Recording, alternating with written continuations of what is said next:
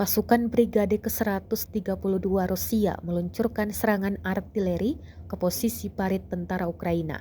Rekamannya beredar di Telegram pada Kamis 15 Juni 2023. Sebelum artileri diluncurkan, drone Rusia lebih dulu mengintai posisi tentara Ukraina di dalam parit.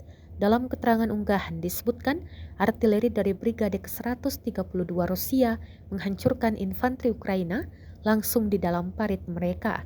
Artileri ini beraksi di Novgorod, Chersinki dengan tembakan akurat. Penyesuaian tembakan artileri dilakukan dengan bantuan drone pengintai Rusia.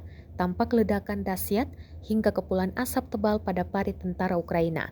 Namun total kerugian dan tentara yang dieliminir dalam serangan kali ini tidak dirincikan. Rekamannya pun menuai berbagai komentar dari warganet.